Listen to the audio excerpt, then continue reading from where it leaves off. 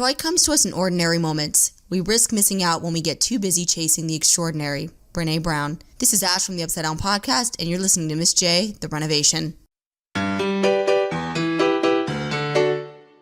Alexa, how can I be happier? I'm not sure. Yeah, me either.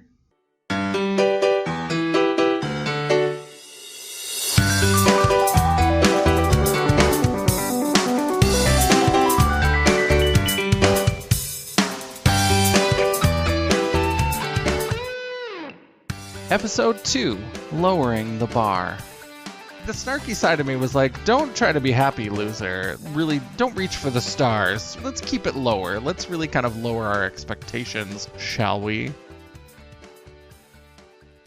Welcome back, everybody, to Miss Jaye, The Renovation. I'm Miss Janessa J. Champagne. I'm so glad to have you with me. Our opening quote was read by the folks over at the Upside Down Podcast. Ash and Tori are both big fans of the show Stranger Things, as am I. And we're going to talk a little bit more about them at the end of the episode and let you know where you can find their podcast. But for now, we're going to be talking about the first book in this project. The first book that I had slated as part of Miss Jaye, The Renovation is Lee Crutchley's How to Be Happy, or at least Less Sad. This is a book that promises to be a different kind of self-help book. It's a creative workbook, and it says that it cannot fix you and it cannot make you happy, but at least it's self-aware in this. So was I successful? Did this book succeed in making me less sad? Let's dive in and find out.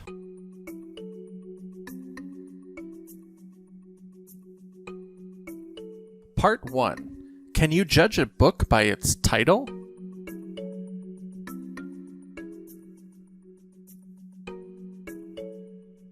I initially ordered this book back in August, and when it came in, I was so excited that I decided to sit down and record my reaction. I didn't open the book or look at the contents or even read the back. I was just reacting to the title.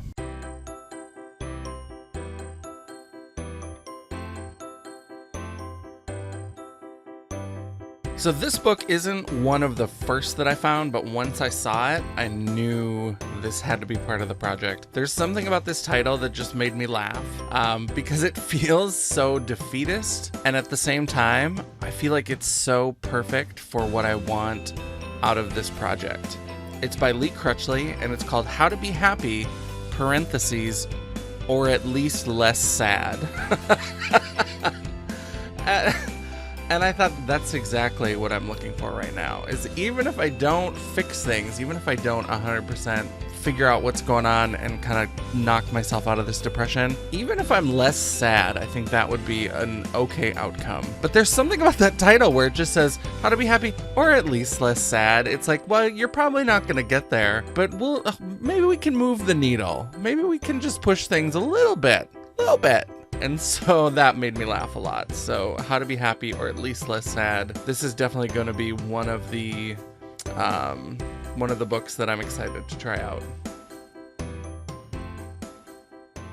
As it turns out, I probably should have done a little bit more research and paid a little bit more attention to the contents of the book instead of just the title. It was definitely not what I expected.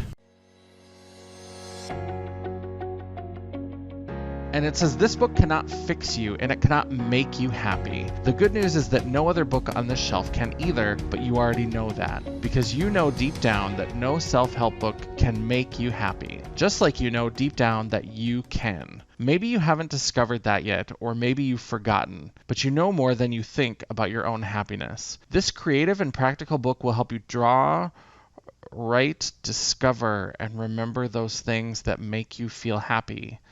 Or at least less sad. Draw, write, and discover. I probably should have paid a little bit more attention to what this book was when I bought it. I think I might have gotten myself into something that's going to bring out the snark. Okay, so when I got this book in, I just left it in the pile with the others. I didn't really open it. I didn't really look through it. And I probably should have noticed that the cover said a creative workbook. Oh, Jesus. I bought myself a damn coloring book. This book is a workbook, and it really is like something. I'm flipping through it, and there's places to like draw pictures and connecting dots and making lists and drawing a t-shirt. You're supposed to draw your feelings on a t-shirt or some shit like that. This is why I have trouble taking self-help books seriously. This is why, and maybe I need to connect with my inner child. Maybe I haven't nurtured my inner child or something, but I don't think that my mental health sort of hinges on a damn box of Crayola crayons. I don't know. I don't know how I feel about this. So my skeptical side is kicking up. It's kicking up real hard. I don't know. I don't know about this. I was definitely skeptical, but the whole point of this project is to take myself out of my comfort zone and try to make some positive changes in my life. So I set my misgivings aside, rolled up my sequin sleeves, and decided to give it a try.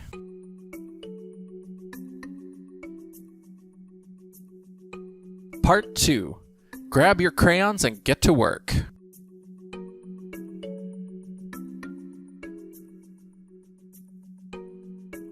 So once I got over my horrified realization that this was not just a self-help book, but a self-help workbook, I decided to clarify what it was that I wanted to get from this book and then just jump right in and start reading. As I started reading, I did it in front of the computer and I recorded a lot of my reactions. And while certainly there were some pages that, as I expected, brought out the snark in me, there were also some pages that really got me to think. In this section, I just want to present some of those reactions to you that were recorded as they happened.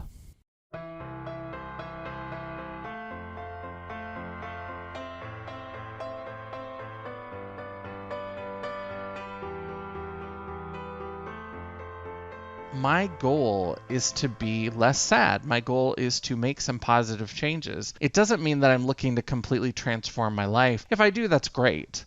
I mean, who doesn't want total life transformation and suddenly being much happier and much more positive and much more connected and much more fulfilled? But the goal is mainly just to be less sad, to feel less of that disconnection, less of that strife, less of that struggle. And so I thought this is a good place to start, this how to be happy or at least less sad. So the cover is just a plain orange and it's got these different phrases in white that are then crossed out with black lines. So there's cheer up, it's all in your head, think happy thoughts, pull yourself together, what's your problem, snap out of it. And these absolutely resonate for me. That's something that when you talk to people about having mental health issues or when you talk to them about suffering from depression, a lot of times people try to make you feel better. I think it all comes from a good place. I think that most of the people have some sort of good intention behind it.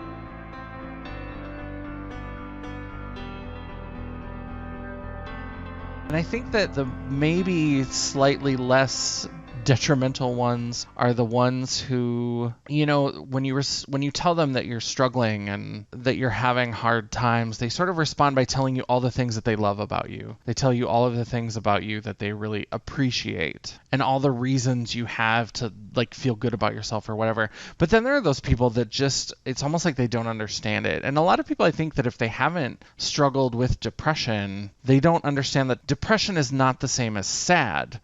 You know, people feel sad all the time. You watch a sad movie, you feel sad. You listen to a sad song, you feel sad. And then in some cases, you know, bigger things happen and somebody dies or you lose a relationship and you feel sad and it's bigger and it lasts longer. But sad is not the same as depression. Depression is this much more lingering, constant despair. And that's why sometimes people don't see it, because you can be out with friends and you can be laughing and having a good time and still be suffering from depression. It's not the same as being in that feeling of the moment, that sadness that's connected to a moment. It's much more about your overall perspective. So I do really like the way that they've got this sort of decorated. I guess that's a dumb word. Not decorated, but the design of the cover. That's what I meant.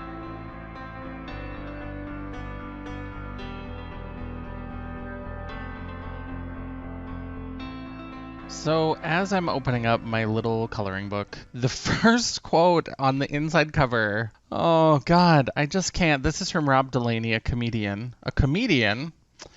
who says, "This book made me nervous when I first scanned through it because I knew it would work. This isn't a self-help book. It's more of a blue-collar, get-down-to-business friend with calloused hands who is ready to boogie when you are. This book is about action, but also acknowledgement. There are no platitudes, and its author is no Pollyanna. It's an explicit map that leads to a place where you're going to feel measurably better and better equipped to face life's vicissitudes." First of all, can we talk about that egregious use of flowery language with vicissitudes? But also, did we buy the same book? Like, did this page get pasted in from somewhere else? This is a coloring book. This is a, like, activity book where I'm drawing pictures and, like, drawing my greatest worry in a box. But he's calling it a blue-collar, get-down-to-business friend. An explicit map? Playing Connect the Dots is an explicit map to happiness? Like, I feel like we don't have the same book. I am confused. I'm confused.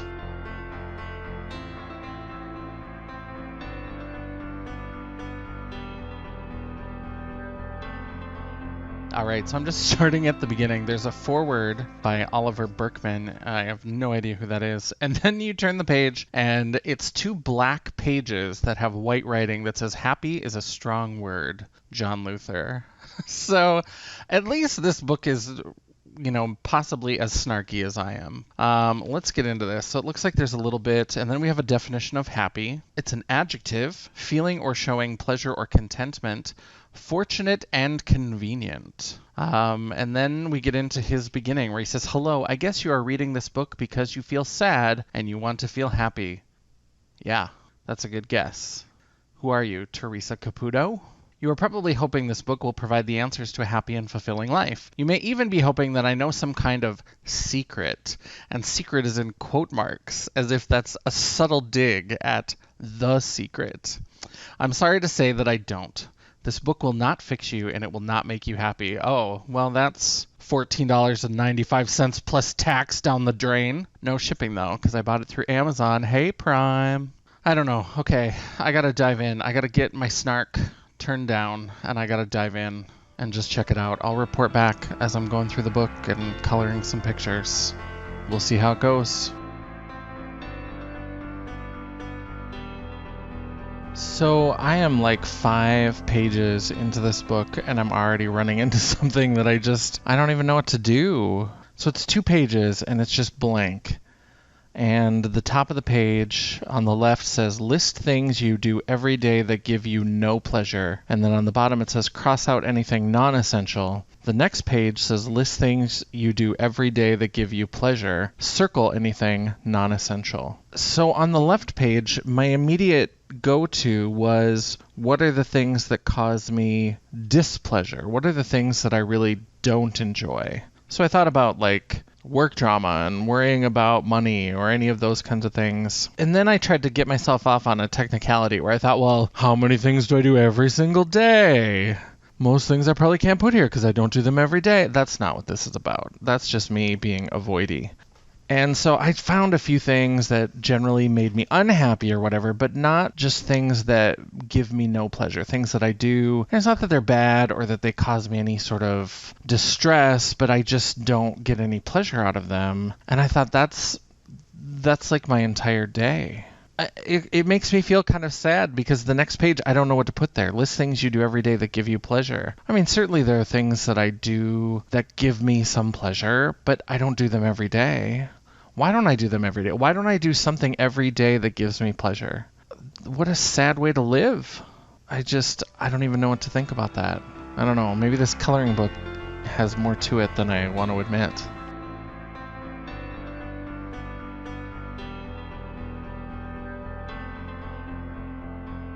There's another quote about a third of the way through that really resonates for me. It's from Ruby Wax, and it says, "Your brain is designed to keep you alive. It doesn't give a shit about your happiness." As somebody who has, struggled with depression and has even had to deal with some really dark suicidal thoughts at times, that's something absolutely that makes sense to me, is that I'm here because my brain kicked in and didn't try to give me a sort of positive, like everything's going to be okay. It just kicked in and gave me ways to survive. It gave me ways to make it through that potentially tragic moment. Even if it was just, saying, go to bed. You're exhausted, you're tired, you're just worn out, just go to bed. Because if you're asleep, you can't hurt yourself. And so that, of course, makes so much sense to me. Our brain doesn't give a shit about our happiness.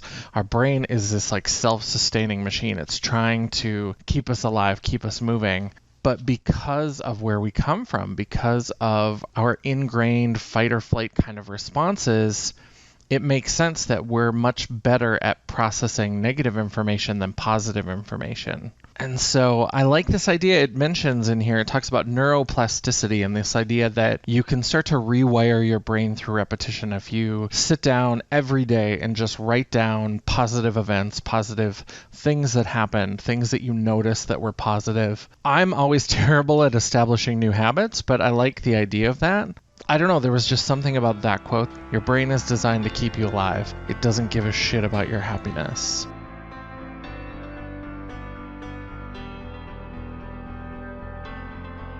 So Lee Crutchley obviously did not get the memo about me trying to fast track some positive change. I just got to a damn page where it's telling me to do things for 30 days. It wants me to keep a daily diary, to write more about my moods and thoughts than events, and then come back every day and draw my mood. I know that it takes effort. I know that it takes work, but I have never been a good diarist. That's never been my strong suit. I can't. I don't know. I try to do it. And I feel like I pick up a journal or I pick up a diary at a time where I really need it. There's something that's going on, and I feel like it's important to record those thoughts. It never lasts more than a week or 2 weeks at most. Like, it just doesn't. I've tried so hard, and I feel like it just never, even as an emotionally overexpressive teenager, it didn't. And then on the other page, it's like, go outside once a day and then draw a symbol to represent the weather, which I guess is interesting to see how it tracks against your mood. So does the weather match up to your mood? Is the weather affecting you? But I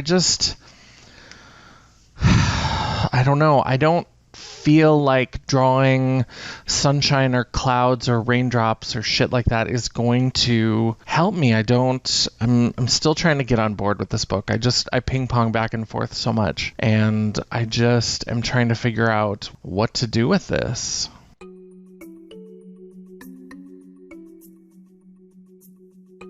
Part 3, The Gap, or Transformation for Millennials.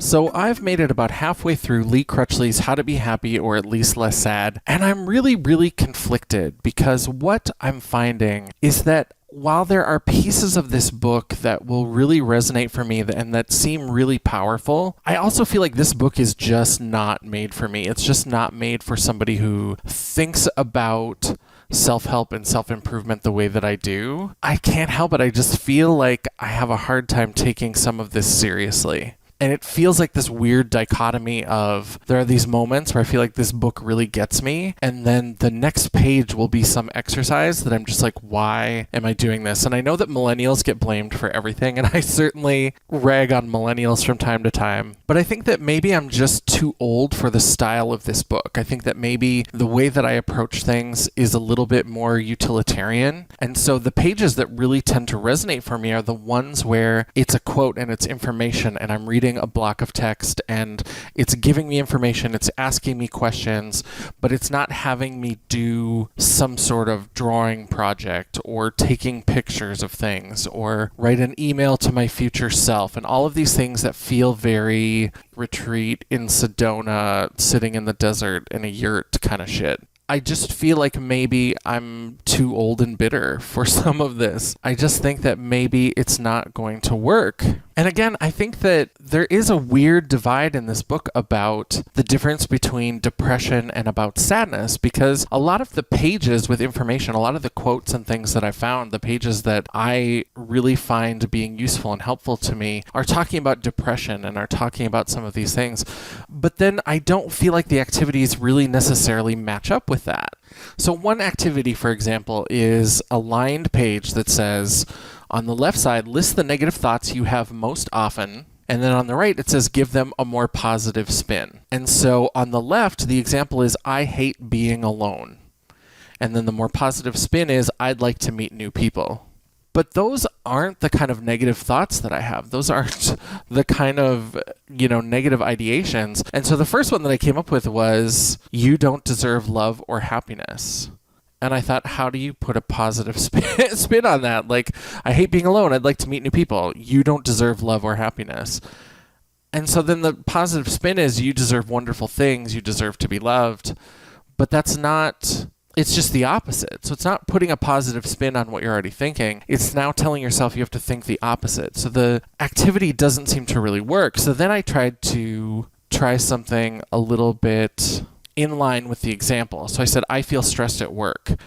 And then my positive spin is, work presents me with challenges and opportunities for growth. And I think that that's in line with what the activity is asking for. But the stress that I have at work, everybody's fucking stressed at work. That's what work is for. I feel like that's why work is there, is to stress us out. And the stress that I have at work is not what's causing me to feel the way that I feel. It certainly is something that when I'm feeling particularly low, the stress at work gets to me more than maybe it would at another time. But the stress that I have at work is nothing out of the ordinary. It's nothing inappropriate. It's just the stress of being at work with other people and having demands and having responsibilities and having to carry them out and all of the things that come with having a big kid job. And then the last one that I put before I just gave up on the activity is, I said, I am scared of the future. And the only way I could think to put a positive spin on that was, I have a future to be concerned about. And that's really when it clicked for me that this exercise was not going to help me. This exercise of sort of positive positioning. I mean, I train call center workers for a living. I know what positive positioning is. That's not the kind of negative thought patterns that I have. They're much deeper, and it's not about putting a positive spin on the thoughts that you have. It's about rewiring the thoughts that you have. The thoughts that I have are not going to be prettied up and become useful. They are negative, destructive thought patterns, and that's what I need to work on.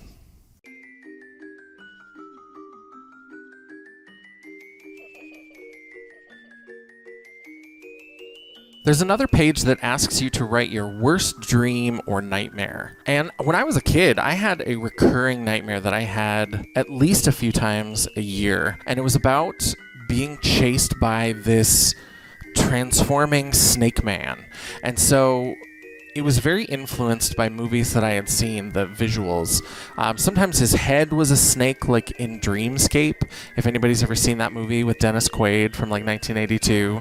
Sometimes he would be like that, and sometimes he would have a human head and a torso, but then a snake body, and he was just relentless. Every time I thought that I was safe, he would appear again, or if I found some way to sort of protect myself or barricade myself, he would find some way through it. And it was just this constant dream of being chased. He never caught me, but I could also never keep away from him.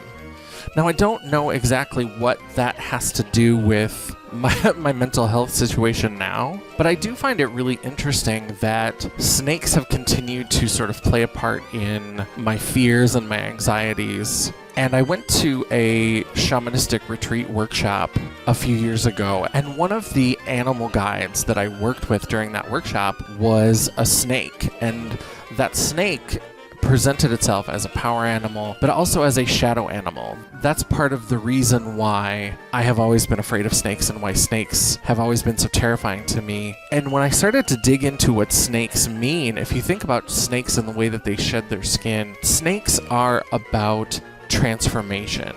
And I think that that makes sense. I'm terrified of snakes because I'm scared of changing. And so once again, it's causing me that sort of anxiety about transformation. And so I go back and forth. Is it that this book just is not one that resonates for me, not one that works for me, or is it that same old trick of the snake where I'm resisting and fighting against transformation and change? And I don't know the answer. But then I ping pong back the other way again, and I get to a page where the activity is 2 t-shirts, and one of them says, what quality do you think you project the most? And then the other one says, what quality do you wish to project the most? And I get that that's all about self-awareness, and maybe it's trying to tap into a creative way of doing that, but it feels so cringy to me to sit here and try to draw a t-shirt that represents what I put out into the world and what I want to put out into the world. I don't think that there's this big disconnect between my public persona and what I secretly wish to get out to the world. I feel like they line up pretty well. And so the pages that really make sense to me tend to be these pages with white text on a black background. There's one that really hit me hard. It's a quote from a movie, Side Effects by Steven Soderbergh, and it says, depression is the inability to construct a future. I've written about that before on my blog. I had a blog called Finding 37 when I turned 37, where I had said that at one point I couldn't ever imagine turning 37. When I was younger, when I was in my 20s, I never imagined that I would live to see 37. I never imagined I would live to see 40 or 41. That didn't even make sense in my mind, because I thought that I would either do something to myself or something would just happen to me and I wasn't going to be around that long. I couldn't imagine a future that far out that included me. That was this beautiful moment in the middle of this book where I thought, yeah, that expresses how I feel. I think my frustration is that I find these moments where it talks about sadness or it talks about depression, and I think, yes, that's absolutely it. And then the activities that surround it don't make me feel like I'm making any progress. They don't make me feel like I'm doing anything to take control. And then I feel bad about it. I feel bad about, why can't I read this book and start to feel better? Why can't I read this book and make these sort of positive changes? And then it just makes me feel like I'm not able to do the book correctly or whatever, because I don't feel anxious about these things, because I feel numb. And then there's some activities that I just don't understand. And this is where I really sort of shut down. And this is where I really thought, maybe this is for someone younger than me. Maybe this is for those darn millennials that we like to blame for everything. And the activity is to draw yourself as an emoji. And then, I swear to God, on the right side, it says, draw the emoji you hope to be. I just can't. Give me some yoga pants and some Ugg boots and a pumpkin spice latte, because I just can't even with this. Draw the emoji you hope to be. I don't hope to be an emoji. I hope to be a real, live human person. I hope to be a functioning human person. I hope to be a person who is in connection with other people and is giving love and compassion and is getting back love and compassion. I'm not trying to be a fucking laugh cry face or a pile of poop or, whatever it is. These emojis, like, that's so asinine to me, and it makes me angry, and I guess, which is great, because at least it's an emotion, it's not numbness, because it makes me so ragey. But that's where I really kind of shut down for this book.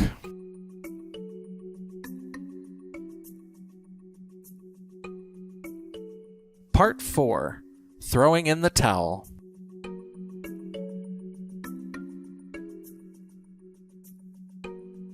So after a lot of consideration, I've decided not to finish this book. Maybe it's not for me, or maybe it's just not the right time. It just doesn't seem suited to what I need. Frankly, I just don't want a self-help book that makes me feel worse about myself. When I go through and I'm not connecting with the activities, I feel like I'm doing something wrong, and it just feeds into that sort of negative ideation about myself. It feeds into that idea of, you are doing something wrong, you are failing, you are a failure. I may come back to it at some point. I can't really say, but I needed to be done with it at this point.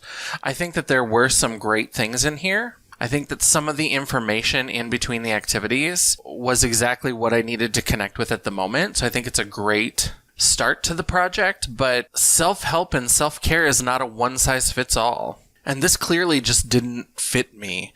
And so I've decided that I'm going to look to the next book. I'm going to go to the next piece of the project to try to find something different, something that I'm going to connect to more. And maybe I won't find it. I mean, that's part of the challenge of this project, is maybe I won't find something in self-help. Maybe self-help really isn't what I need. I know right now that this book is not what I need, and so it's time to move on. I'm excited to continue the project, but I feel a little bit defeated that I'm giving up on the first book, but I don't feel like continuing to hammer away at these exercises is going to give me what I'm looking for. So this just really is the right choice for me, and I hope you're not disappointed, and I'm excited to have you back for the next episode.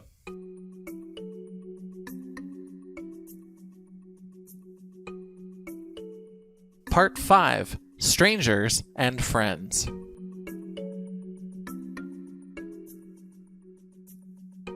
And before I go, I did want to go ahead and shout out the lovely ladies over at the Upside Down podcast. Ash and Tori are absolutely fantastic. They agreed to record a few of these Brené Brown quotes for me for this series, and I'm super excited to have them. They've included me on a couple of episodes of the Upside Down podcast, which is all about Stranger Things, that fabulous Netflix show that we all love. If you don't love it, if you haven't seen it, get into it. It's pretty fantastic. And Ash and Tori are both wonderful, and Ash's daughter, Kilby, is their mascot. If you go to their Instagram, which is the Upside Down Podcast, you have to scroll down a little ways, but there is a picture of Kilby dressed up as Barb that is so stupid cute that I can't even handle it. And there's a couple pictures of her dressed up as 11 as well. It's just a really fun show. It's really high energy. They try to keep both their Instagram and their podcast spoiler free. They travel to a lot of the locations. They live down near Atlanta. And of course, Stranger Things is filmed around the Atlanta area. So they visited some of the locations.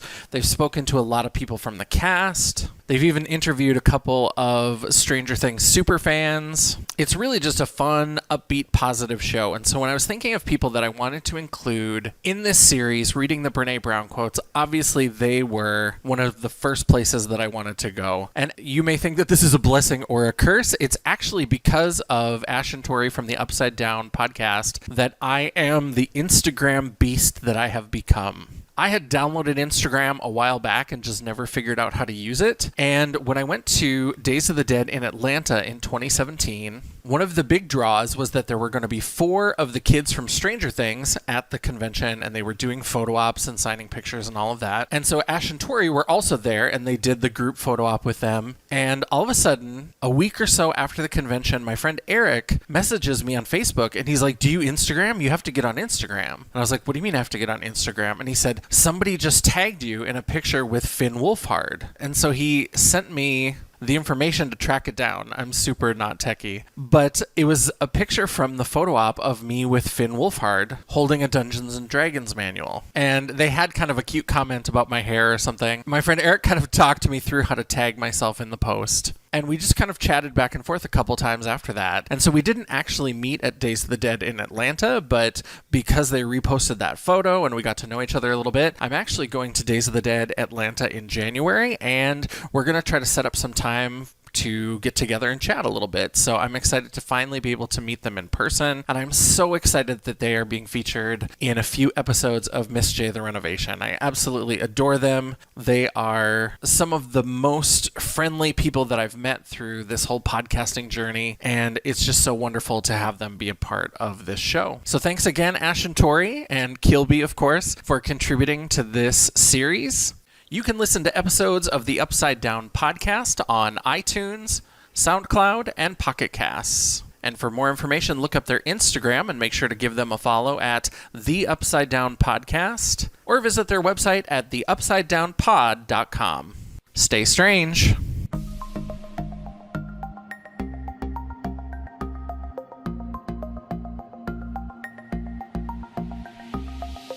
Miss Jaye, the Renovation is a 17-episode limited series podcast presented by Champagne Dreams Productions. While we're all here to have fun, mental health is a serious issue. Nothing in this podcast series should be taken as medical advice, and listening to podcasts or reading self-help books is not a substitute for proper mental health care. If you or someone you know is considering suicide, please contact the Suicide Prevention Hotline at 1-800-273-8255 or visit suicidepreventionhotline.org for more information. I love all of my champagne dreamers out there. Stay safe and stay alive.